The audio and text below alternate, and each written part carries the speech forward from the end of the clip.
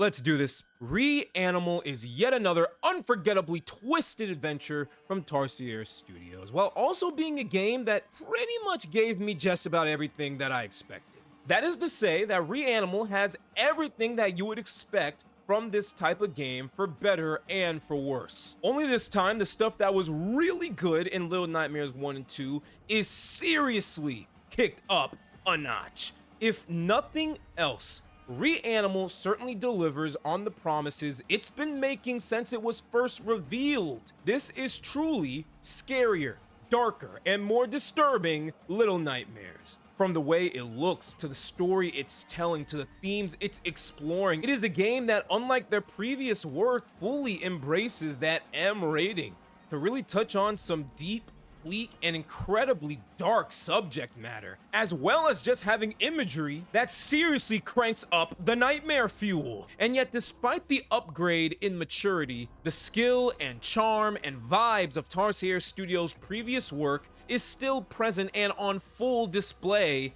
in this game. Reanimal was certainly a gamble made by Tarsier Studios that for the most part paid off extremely well. It was a game where the team was able to fully embrace stepping away from the Little Nightmares IP, something I think at the time nobody was expecting, and having the freedom to create something that was entirely their own. A game that can act like a perfect balancing act between being the faithful spiritual successor to what we've come to expect from Little Nightmares and bringing in a bunch of fresh, twisted, and fun ideas to not only keep Reanimal from feeling too similar, but also make it pretty damn unique, not just among the Little Nightmares games, but from all the games that you could classify in this genre. Now, that's not to say that Reanimal is not without the same problems you would expect from this genre, but nevertheless, it is a game that, for all of its faults, still excels so highly at the things that I'd want to see that I couldn't help but walk away from this incredibly bleak adventure nothing but satisfied. The result is not only another great addition to Tarsier's repertoire of quality cinematic puzzle platformers, but a game that can honestly and really easily stand as Tarsier's best work to date.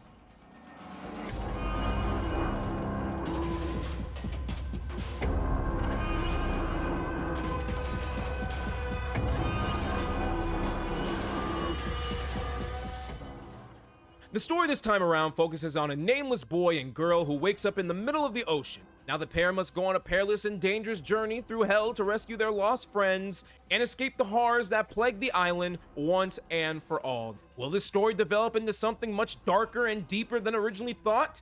And will the ending and the entire meaning of the game as a whole leave you with a big old what the fuck feeling? The answer to both is yes. It's pretty much a staple for Tarsier games at this point. The stories they tell are genuinely interesting, yet so vague that you often leave the game with more questions than answers until you start digging into the rabbit hole of potential and possibility, connecting as many dots as you can to figure out what the story actually means. And Reanimal is exactly like that. A story that starts off simple, a rescue mission, but thanks to horrifically disturbing events, starts to reveal itself as something much more sinister and much deeper than we could have initially thought. This has always been one of Tarsier's greatest strengths. And no, I'm not just talking about minimalist storytelling, which is fantastic here, given how this game uses a lot of expressive movement and the occasional very well-placed voice-acted line, but more importantly, I'm discussing how they get us to ask questions. From the very first frame of this game, the first word that goes into your head is why. It drives your curiosity and pushes you forward with the hope of getting more information. But more often than not, we end up with 2 or 3 more questions added on top of it. Why is this deformed man collecting these skinless husks? Later you see someone ironing them and hanging them to dry, implying that he was perhaps wearing them. Disgusting, by the way. Why are a bunch of random pigs being kept on an isolated farm? Well, we find out the next chapter that those pigs are being fed to the spider mother. Okay, why? Who is doing this? Who's bringing them? Are they slaves? And why does she need them?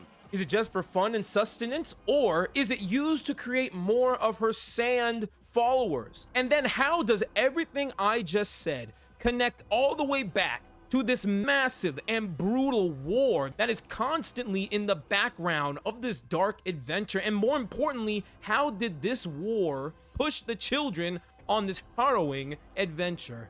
Sometimes the best thing about a narrative is the questions it leaves you with. And the fact that I was so enamored with these questions that I sat through this story and blasted through the game just to get as many answers as I could, even though most of the time I usually didn't, is still a testament to Tarsier's skill of driving our interest in the story with curiosity, with so many weird scenarios and images and moments that just can't help but leave you wondering how and why and what and who.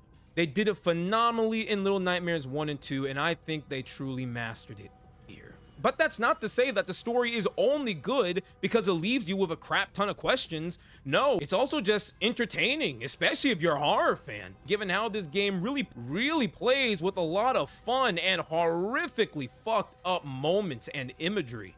The questions in Reanimal are what subtly push you forward, but then it's those cinematic story moments, which are staples for these type of games, that become the real meat and potatoes of why you play through the story. From the music to the way it's shot, this game is packed to the gills with epic, terrifying set pieces and moments. And in each area you explore, those epic moments only get better and better and bigger and scarier as the game goes on.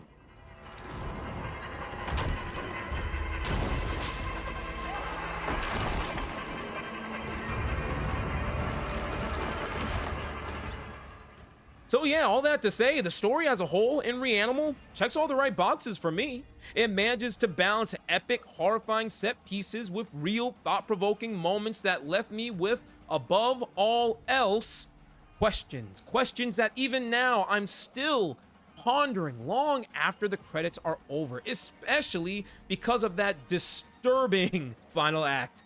This is where I kind of want to go into spoilers, because I do want to talk a little bit about the ending. If you don't want to hear anything about it, you can skip to this time, but just know I'm going to spoil a lot. So, you know, you've been warned. The ending of Reanimal is just as fucked up, dark, and depressing as you would have expected from this studio, but where both familiar themes from past games and darker, more unfamiliar themes are present here. Playing with morality, the loss of innocence, to how war can be more horrifying than the monsters that you're facing, or even whether you're truly playing as the good guys or not. Completely changing and redefining not just how you view the world, but the characters themselves. Let me know what you think about the ending, by the way. What's your takeaway? What do you think happened? I genuinely want to know. I believe they sacrificed the girl to attempt to end the war, but I believe her death only made things worse because the world starts to fill up with water, leading to the events of the game that completely destroys everything. I believe that ending was a flashback to show us how this entire situation started. I have a feeling I'm missing something important, but isn't that what makes this fun? Isn't the fact that so many people playing the same game can come to 5 or 6 different conclusions on what they think is truly the case? Either way, you bet your top dollar I'm going to dig even deeper into this ending to get even more answers and come to a more solid conclusion. But I still think that is the testament, the true testament to the story of Reanimal. How despite the fact that it offers amazing cinematics, enthralling chase scenes, and engaging story moments, but it's the fact that even after all this time, the ending and the game as a whole is still leaving me with an insane amount of questions. That is how you know that you got a thoroughly engaging story.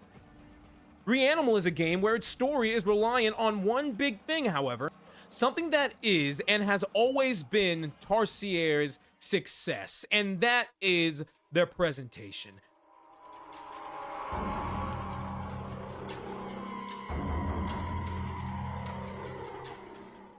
The presentation, cinematography, art direction, and environmental storytelling of Reanimal are top tier. It's easily the best in Tarsier's repertoire by a country mile. Everything in this game is gorgeous, yet carries that underlining sense of something isn't right, as if you're always being watched. You never truly feel safe in these spaces, and yet despite all of that, you never want to leave. It's a sensation I can only describe as hauntingly comforting. From lush forests to destroyed cityscapes, the world consistently evokes this discomfort, tension, and even dread while remaining stunningly beautiful and incredibly easy on the eyes.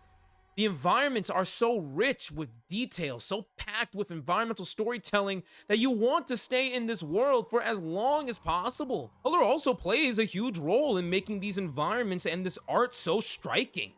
The game leans heavily on muted grays and cool desaturated blues, tones that feel calm, almost serene, right? Which explains why, despite the horrifying situation, you always feel a little bit of comfort in these environments.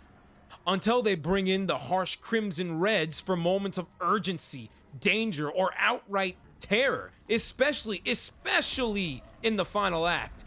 That sharp contrast between subdued blues and those violent jump scare worthy bursts of red is incredibly effective. The result is imagery and art that constantly walks that razor's edge between horrifying and gorgeous. The kind of visuals that even if you wanted to, you just simply couldn't look away. I mean, there are shots in this game that genuinely floored me.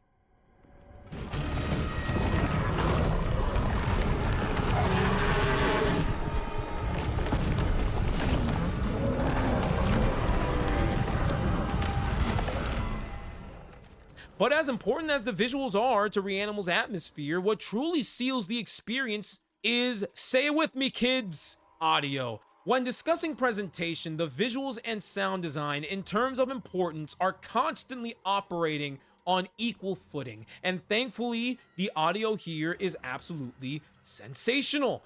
You can hear practically everything in your environment. Leaves shifting in the wind, grass crunching beneath your feet, leaky pipes dripping somewhere in the distance. It's incredibly effective at grounding you in the world and creating a genuine sense of place. And then when the game wants to get you on edge, it does its job perfectly.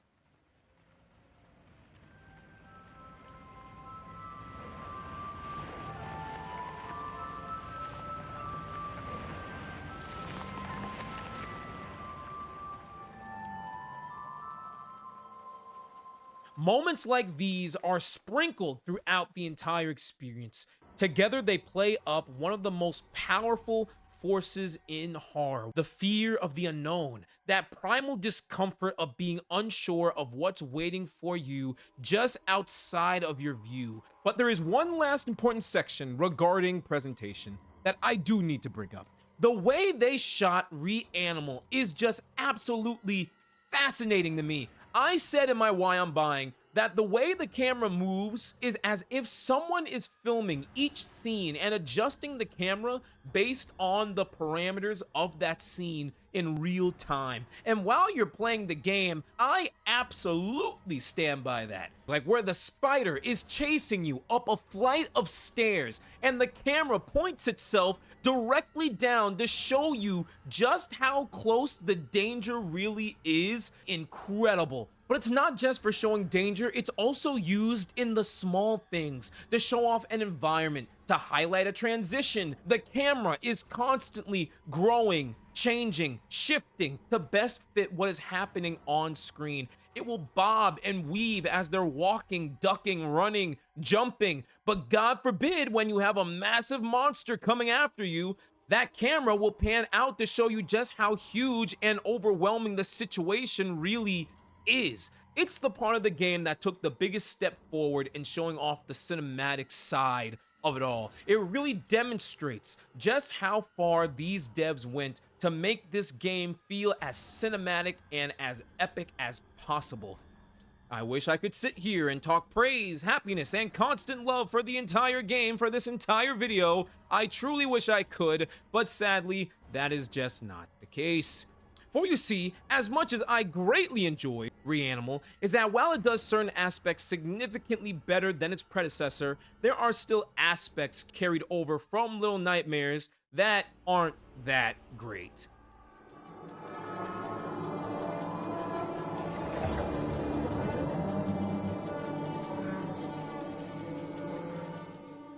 I will name the biggest one right now, and I'll start by saying this one is subjective as hell, because apparently I see a lot of people having no issue at all, as well as many people having the same issue that I have. I think it's all over the place, and I think it's dependent on what game you're playing on or not. But when I tried to play co-op with my good friend, it was bad. No ifs, ands, or buts. It was a bad experience. And the sad part is, it almost wasn't. When the co-op actually wanted to work and it allowed us to stay in our session, it wasn't great, but it was functional. It was nice, and the gameplay did a decent job of incorporating the co-op. So that wasn't necessarily the issue. The issue was the connection was completely awful. It was unstable. I bought this game on my PlayStation, and I used the friend pass to allow my friend to play from his Xbox. I'm not sure if there were issues with the Xbox or the PlayStation or a little bit of both, but anytime we tried to use the Friends Pass, it led to us getting kicked out of the session, and it happened at some of the worst, most inopportune times. When you're in the middle of a big chase, you got that adrenaline pumping, the music is going off, you got these terrifying monsters right at your heels, only for your game to kick you out of nowhere. It's bad, to the point that me and my friend were having such a miserable time that we had to stop the co-op session altogether, and I had to play the game by myself. That is true. I was bummed, but I'm not gonna sit here and say I don't get it, especially because this game was highly advertised for its co-op. That was a big selling point of this game, and when your game makes it so hard to even do that, it is a bad look. Now, the funny thing is, once I switched over to playing solo, it ran surprisingly well, 60 frames per second for the entire time. The visuals were crisp, no popping, no major issues. But at the end of the day, the single biggest issue that I had with Reanimal is simply that the co-op, one of the biggest things that was highlighted for this game, simply did not work. It was a major bummer, especially someone whose big reason for buying the game was for being able to play this with my good friend. Now, co-op was hands down the biggest issue that I had with the game, but I do have a few smaller ones I just wanted to throw out there. Now, games like Reanimal are what I'd like to call experience first, meaning for as great as the game is, objectively speaking, Reanimal is not the best playing game. To be fair, compared to Little Nightmares, it is better. It plays smoother, faster, and more responsive, but it's still just not the best, especially in terms of its platforming and combat. Like, jumping between areas can sometimes be way more difficult than it should be due to depth of field and not being able to tell the distance, and that can lead to a lot of accidental deaths that, yes, after you figure it out after the first or second try, it's just kind of par for the course. But when you're stuck on like attempt number 5 or 6, that is when you do start to get a little frustrated. Combat sections of the very few that are in this game, they don't give you many markers or any indication of what you're even hitting or where you're supposed to hit. And this is what I mean. Reanimal definitely improves on some aspects of the Little Nightmares series, but then it just leaves a few things from those games the same here. And I think in this case, it's definitely the platforming, combat, just those gameplay issues that have been present in all of the games. And I don't know, I would have liked, after 2 past games of doing this, I would have liked to see just a little bit of an improvement in this department. One other thing I wanted to just shout out super quick, I don't think this is necessarily an issue, but honestly, I have too much issue with the length of this game. I'm pretty sure the devs themselves said this was gonna be relatively 6 to 8 hours. Now, that's how long it took me for my first playthrough. It took me 6 hours. Even then, I have played games that are shorter, that impacted me just as hard as a game that I spent just 100 hours in. But yeah, barring the length, the gameplay stuff that I talked about, I would have really liked to see some improvement there. But the thing with Reanimal, though, is much like Tarsier's previous work, this is not a game where you judge the gameplay too harshly, is it? I tend to critique games based on how successful they achieve what they set out to do.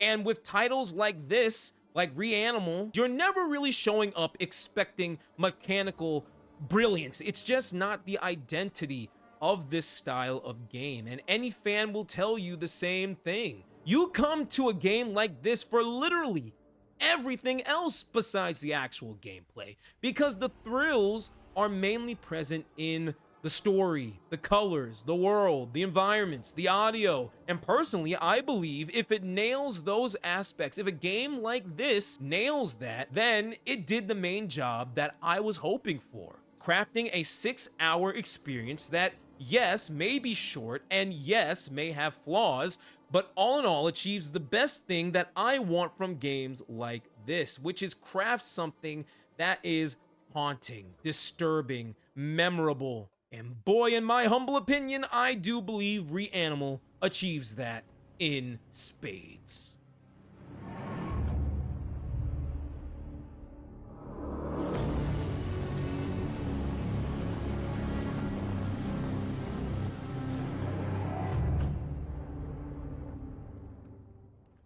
Reanimal is exactly what we wanted and expected from every trailer and reveal. A spiritual successor to Little Nightmares that, yes, for all of its faults, it has many of the same gameplay issues as the previous games, and, at least from my end, extremely frustrating co-op, but where this game truly needed to succeed, it does it better than even I could have hoped for. The result is a game that prioritizes feelings over mechanics, an experience-first adventure where presentation, mood, emotional impact takes center stage. Its main priority is immersion, getting you lost in this world and getting you curious about the world around you.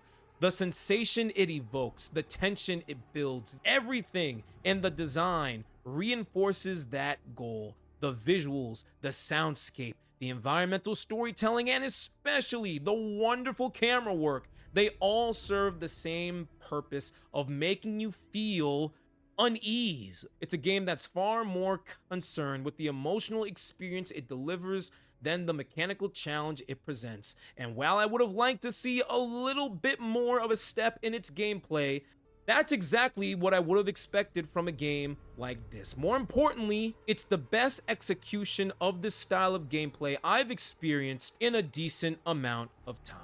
And while it's not flawless, when it leans into it fully, you get a game that is dark, disturbing, twisted, gorgeous, and most importantly, unforgettable. It's a game that, in my humble opinion, was very much worth the wait, and I cannot wait until Tarsier blesses us with their next game, maybe a sequel, question mark? But whatever they decide to do, I know they can only continue to do nothing but improve.